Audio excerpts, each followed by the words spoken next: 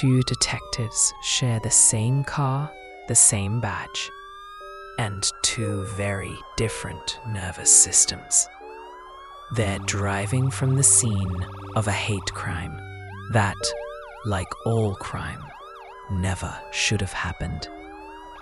Jack's brain has been marinated for years in sirens, bottles, and quiet prejudice, trained to hit fight or flight before his frontal brakes can even come online.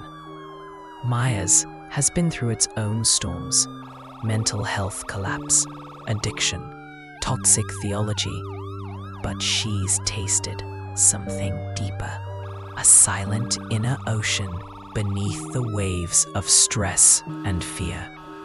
They ride the same dark streets, but every call rewires them in opposite directions, asking whether the mind behind the badge can still change, or if the job has already decided for them. You hear the way he kept saying it? Self-defense. Yeah, heard it the first 15 times.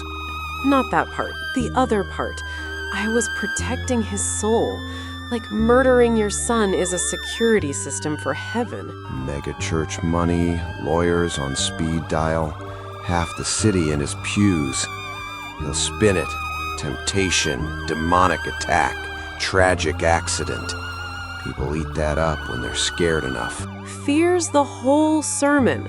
You wire a brain on fear long enough, it stops seeing a son. It just sees a threat to the story that's holding it together. Come on, Maya. Guy swings a trophy on his kid, cracks his skull. He's just a violent bastard with a Bible. Seen enough of those. Yeah, but how do you think he got there? You don't wake up one day and decide, if my boy's gay, I'll kill him in Jesus' name. That's years of sermons burning the same pathway. Different is dangerous. Love is conditional. God's watching. The brain hears that on repeat. Stress never lets up, and one night it snaps and calls it holy. So religion made him do it. Great. Maybe we can put the doctrine on the stand. I'm not saying he's not responsible. I'm saying he's not an alien.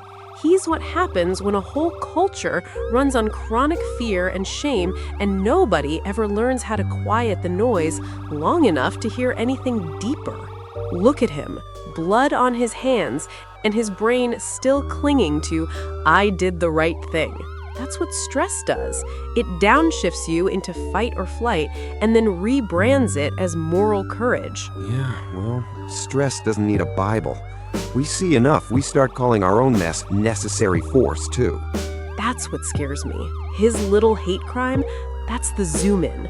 Zoom out, and it's every brain in this city running old loops, prejudice, fear, revenge, convinced it's defending something sacred. We just walked through a megachurch's private war, but the battlefield is the same place we work every day. Inside people's heads. Inside ours too, if we're not careful.